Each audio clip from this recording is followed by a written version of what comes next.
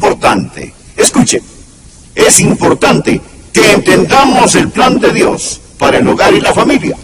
Por favor, no vaya a un sociólogo o a un antropólogo, quienes le harán creer que la familia tuvo su origen en un fango cenagoso primitivo y que la evolución en sí misma es un producto sociológico. No, la familia fue creada por Dios para satisfacer las más profundas espirituales, físicas, emocionales y sociológicas necesidades que todos nosotros tenemos. Le diré por qué la familia es tan importante. Un niño obtiene la idea de sí mismo, de su familia. De paso, les contaré que tenemos una nueva bisnieta en nuestra familia. Su nombre es Brianna. Es muy linda, muy inteligente y tan profundamente espiritual. Brianna es una niña increíble. Bien, ella está creciendo y lo hace en una forma neutral. Por supuesto, ella tiene una naturaleza pecaminosa, pero ella no sabe quién es. Depende de sus padres, de sus abuelos, del hogar, del medio ambiente, de la gente que a su alrededor está, para que pueda tener un concepto de quién es y cuál es su valor. Un niño que crece, por ejemplo, si un niño crece en un hogar donde no hay límites de disciplina, entonces él pensará que él mismo es la ley.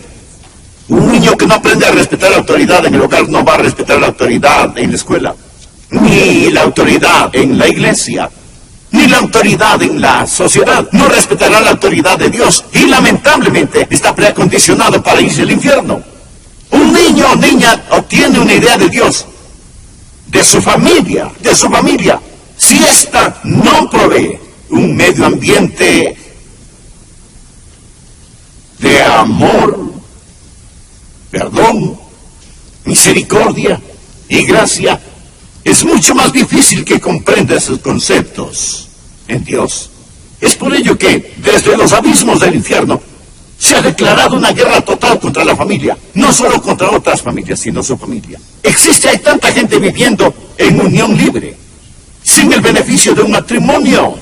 El cohabitar fue ilegal en los Estados Unidos hasta 1970.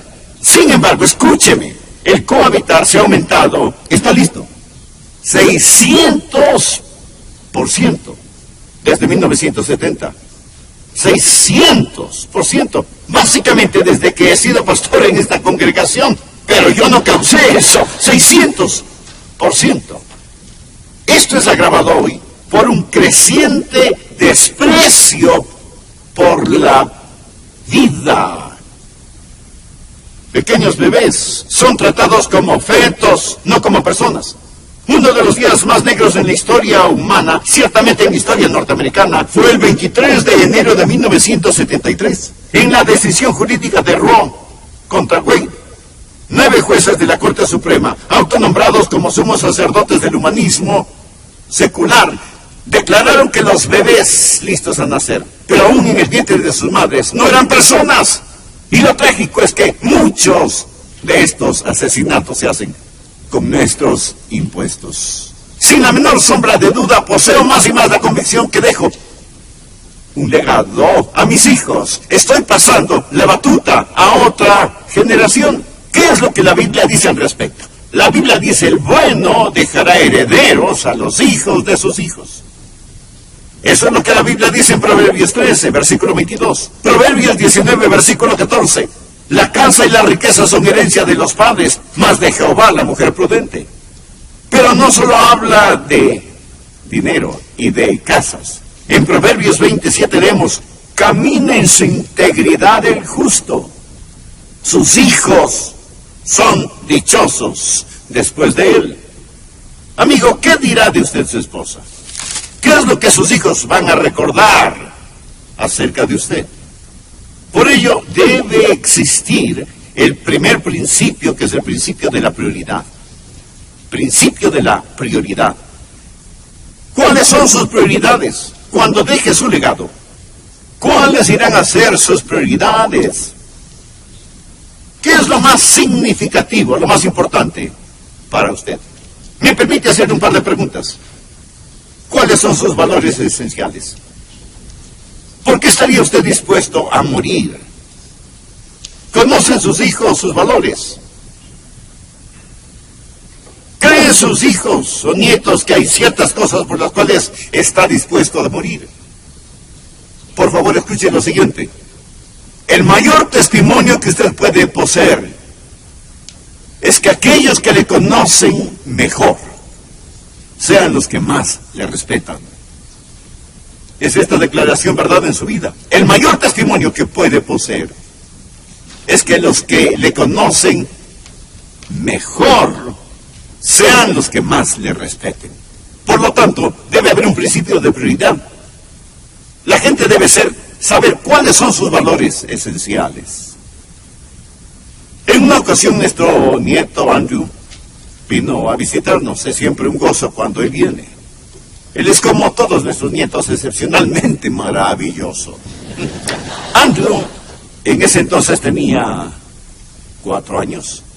Yo estaba en mi estudio realmente ocupado y medio. Y él entró a mi estudio, me miró de frente y me dijo: ¿sabes, abuelito?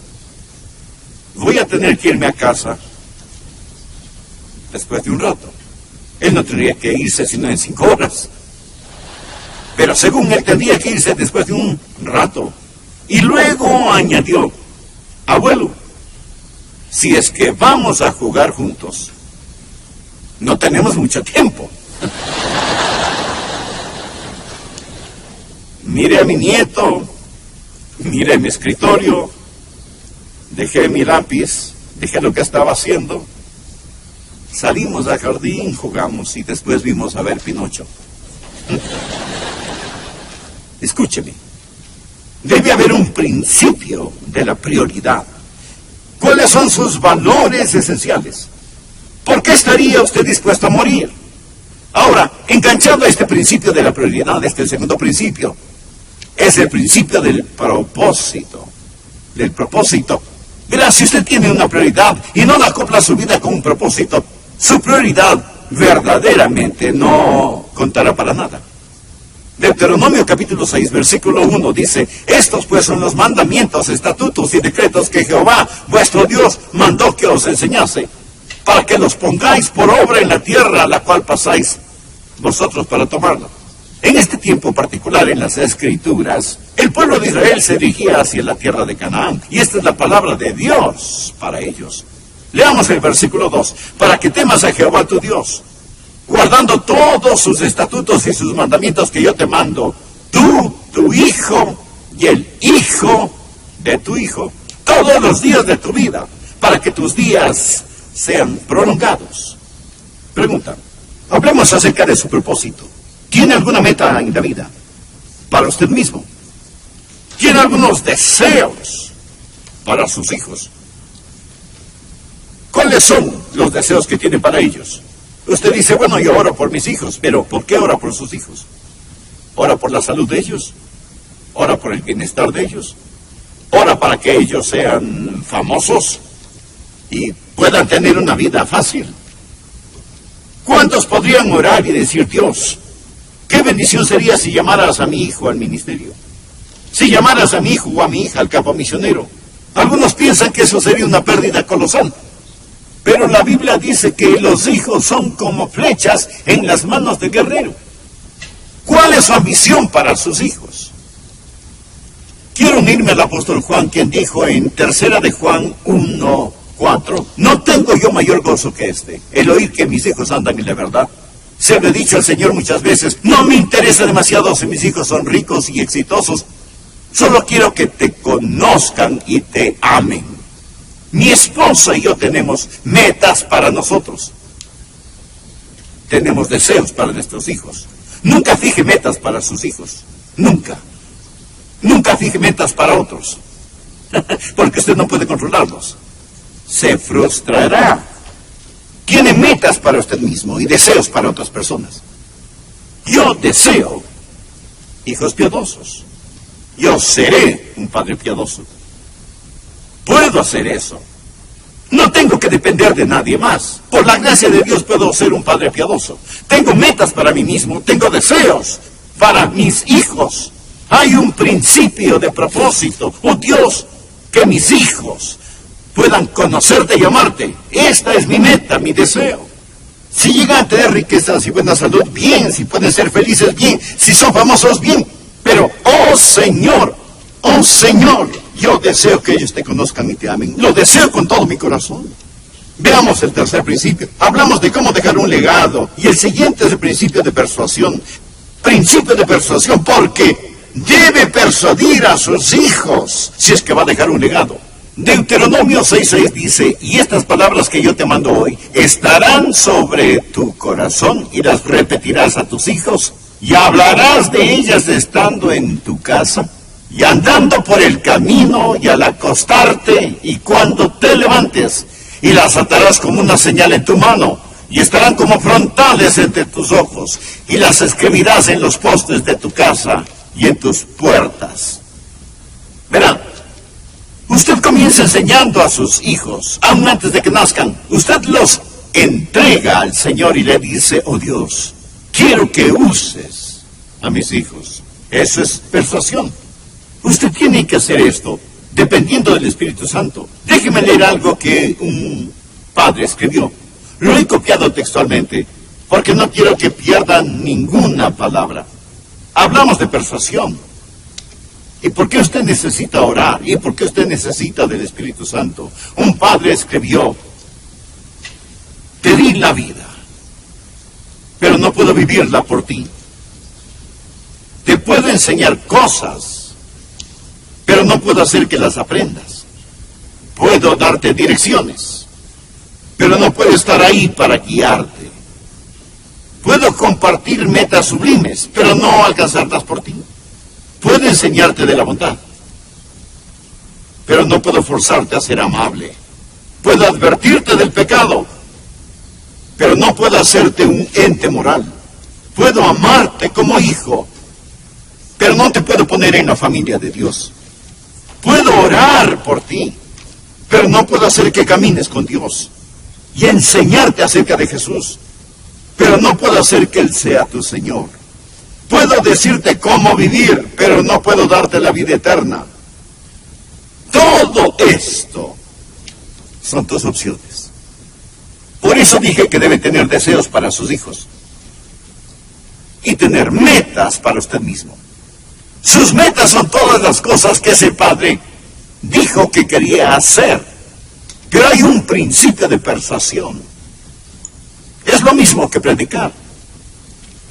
Antes de venir a predicar, me recuerdo a mí mismo y se lo digo al Señor, oh Dios, dependo de ti para que lo que yo diga sea verdad. Pero tú, Señor, tendrás que enseñar a las personas. Tú tendrás que abrir sus corazones. Y eso es verdad con cualquier mensaje que escuche. Si el mensaje es de Dios, usted no está tratando conmigo, está tratando con Dios. Si el mensaje no es de Dios, ¿qué es lo que estoy haciendo aquí predicando? Bien, continuamos con el siguiente punto. Existe el principio de persistencia. Leamos Deuteronomio 6, el versículo 7. Y las repetirás a tus hijos. Y hablarás de ellas estando en tu casa, y andando por el camino, y al acostarte, y cuando te levantes, día tras día, al empezar el día y al terminar el día. De semana en semana, año tras año. En todo tiempo, línea sobre línea. Un poquito aquí, otro poquito allá. Algunas veces pensará que ha fracasado. Algunas veces dirá, querido Dios, ¿en qué me equivoqué? Le diré algo. ¿Por qué habrá puesto Dios a los adolescentes y a los de edad media juntos? A veces digo que la razón por la que los nietos aman a los abuelos es porque ambos tienen el mismo enemigo.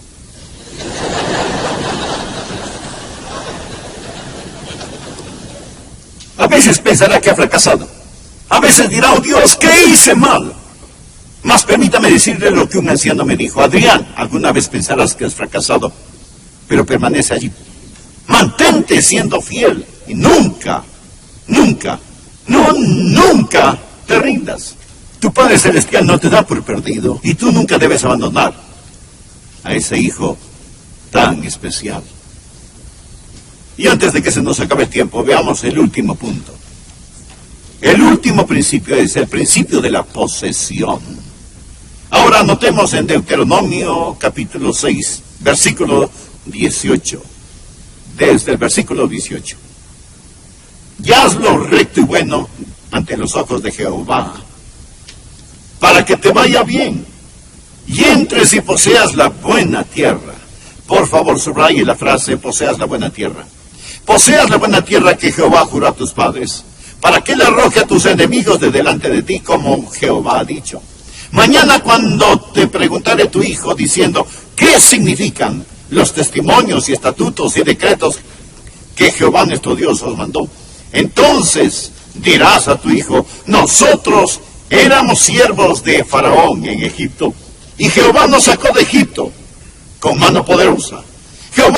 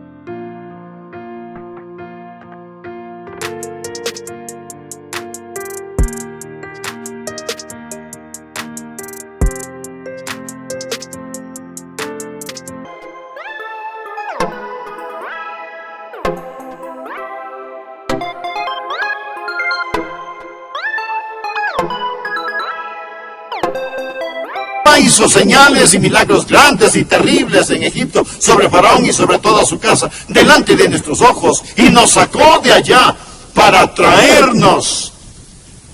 Por favor, subraye también la frase, y nos sacó de allá, para traernos y darnos la tierra que juró a nuestros padres. En este punto vamos a detenernos por un momento, porque esto tal vez es la parte más importante de este mensaje. Hablamos de cómo dejar un legado y del principio de posesión. Dios dice, te voy a dar una tierra, y cuando vayas a ella, tus hijos preguntarán, Padre, ¿por qué mantenemos estas leyes? ¿Por qué mantenemos estas ordenanzas? De lo que está hablando aquí primordialmente es acerca de la Pascua. Usted puede leer esta historia en Éxodo capítulos 12 y 13. Dios sacó al pueblo de Israel fuera de la tierra de Egipto, la cual representa el mundo, la carne y el demonio. Él guió por el desierto a la tierra de Canaán. La Biblia dice que todo esto les sucedió a ellos para que sean ejemplo para nosotros. Esto es una historia. Es historia verídica, pero es algo más que historia.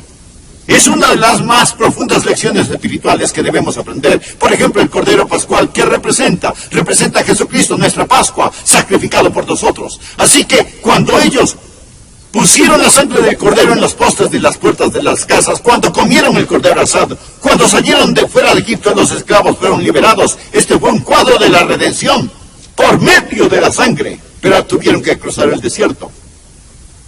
Permítame preguntarle, usted verá que esto sucede muchas veces, como pastor lo he visto que sucede muy a menudo. ¿Cómo es que el diablo atrapa a los hijos de nuestras mejores familias? Y no diga que esto no sucede, porque sí sucede en nuestras mejores familias. Hablo de personas verdaderamente salvas, que cantan en el coro, que sirven en el diaconado, que son maestros de la escuela dominical, que saben diezmar, que viven una buena vida moderada, que están disponibles cuando se les necesita. Sin embargo, el diablo atrapa a sus hijos.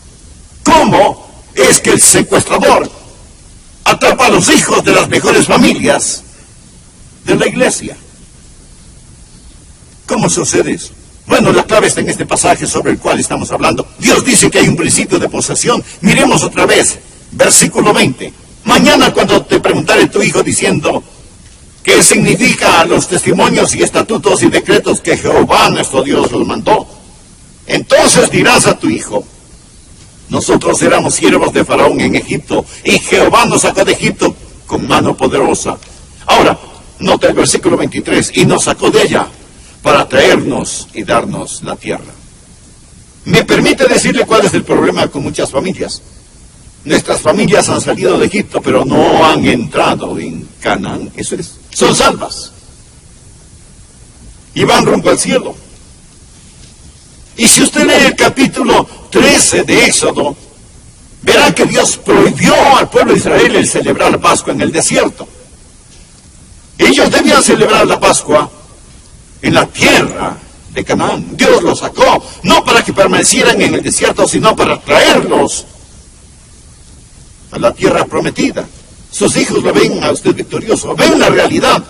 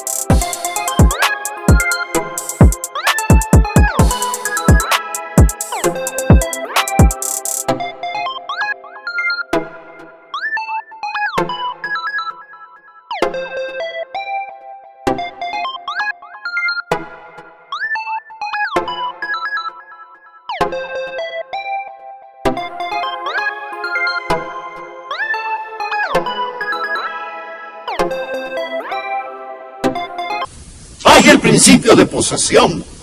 Han visto sus hijos, el maíz, el aceite, las uvas, el vino, los higos y las granadas y los ríos que Canaán significa y que representa la llenura del Señor Jesucristo.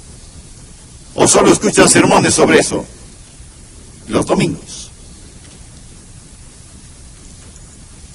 Creo